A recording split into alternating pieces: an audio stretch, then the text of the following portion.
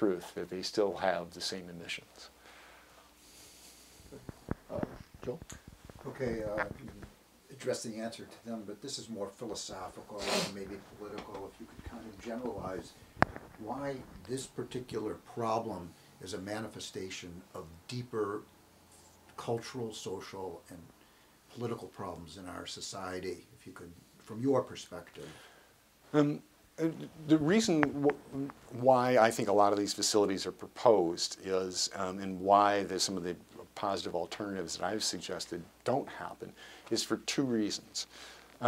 One is that corporations, banks, financial institutions love investing in large facilities because they get to make a profit off of the huge capital investment that has to go into a high-tech facility. That's their interest, is because they make money off of that. If you go to a low-tech recycling project that is labor-intensive as opposed to high-tech and capital-intensive, you don't get the same kind of profit margin off of that. And that's a huge part of the motivation for constructing these kinds of facilities, is because of who gets to make the profit off of it.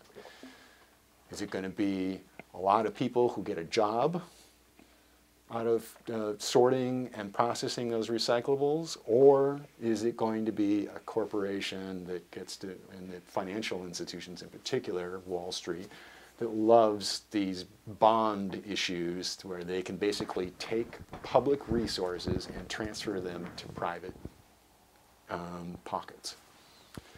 That's one side of it. The second side of it, that is a particular problem in the United States, is our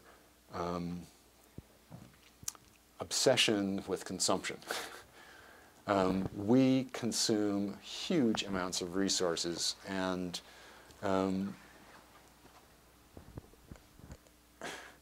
we've substituted our sense of community, of who we are and relating to one another as human beings, with relating to material things.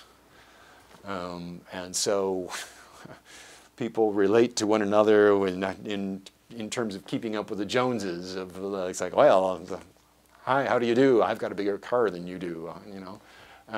So that's, you know, people relate to one another more out of their material projection of themselves than out of their personal relationships with one another. And that's the personal feeling of my own, but I think it's really has contributed to the alienation and isolation that so many people in our society feel, that they don't get the same emotional nurturing that they need out of those personal relationships, because so much of who we are is defined by what we own. How does that get changed?